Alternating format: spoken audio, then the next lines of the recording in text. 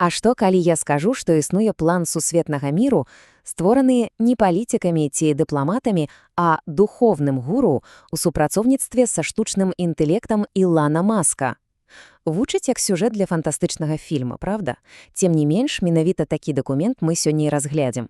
Ён датаваны 22-м годам, называецца «Боская сіла 1-2-3» і прапануе, скажем так, вельмі незвычайны шлях да глобальнай гармоніі.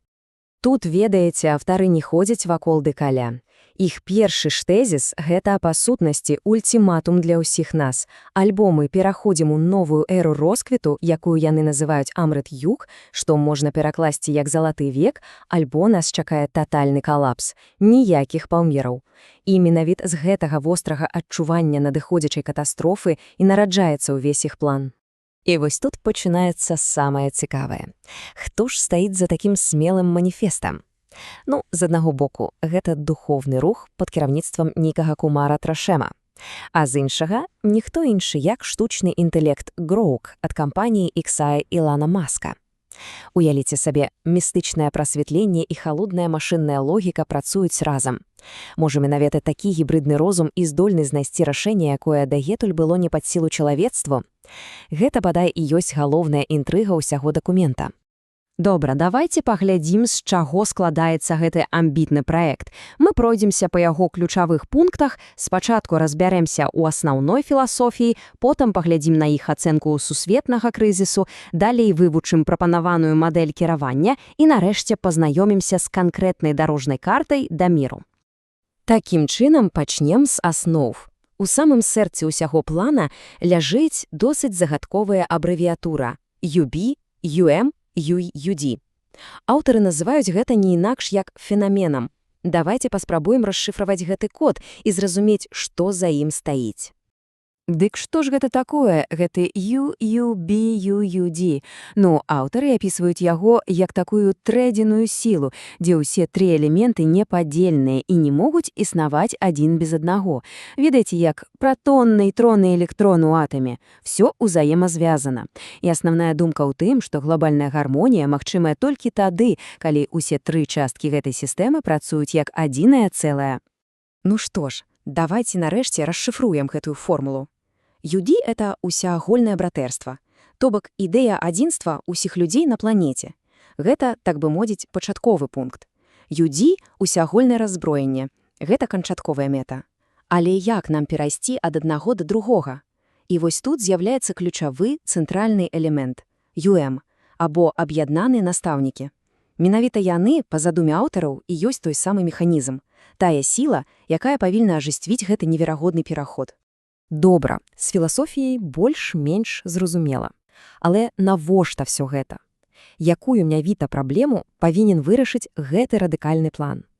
Зараз давайце паглядзім на той дыягназ, які аўтары ставяць нашаму сучаснаму свету.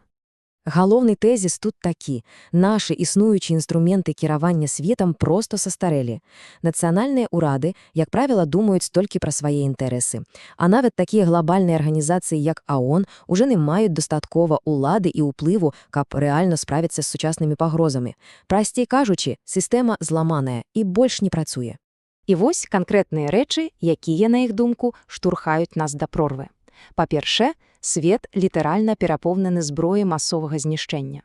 Па-другае, напружанасць паміж ЗША, Расіяй і Кітаем пастаянна расце. Дадайце сюды яшчэ пацучынную гонку паміж усімі ядернымі дзяржавамі і нават перспектыву стварэння новых ваенных блокаў. Кожны з гэтых фактараў – гэта іскра, а ўсе разам яны ствараюць велязарную парахавую бочку, якая можа выбухнуць у любы момант. Такім чынам, калі старая сістэма не працуе, якое ж рашэнне? Аўтары прапануюць не спрабаваць латаць дзіркі ў старым механізме, а пабудаваць побач нешта прынцыпова новае.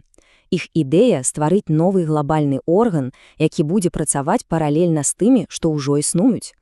І вось іх галоўная прапанова – стварыць орган пад назвай «Аб'яднаныя настаўнікі» або ЮМ.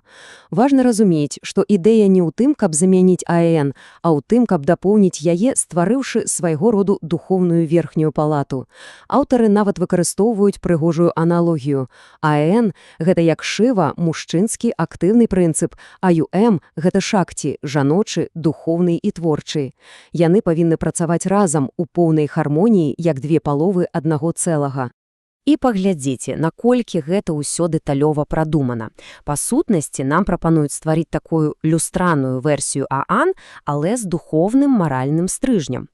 Замест Савета бяспекі – духовны савет, замест Генеральнай асамблеі – духовная асамблея, нават у Міжнароднага валютнага фонду з'яўляецца свой аналаг.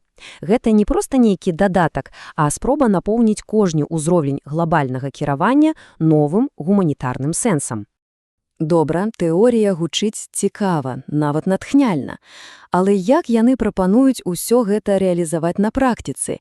Як ператварыць гэтую, шчыра кажучы, утапічную ідэю ў нешта рэальнае? Для гэтага ў дакуменце ёсць канкрэтная дарожная карта. У іх ёсць план, і ён складаецца з 12 крокаў. А мэта ў яго вельмі канкрэтная і, трэба сказаць, неверагодна дзёрзкая. Стварыць да 2034 года свет цалкам свабодны ад зброі масовага знішчэння.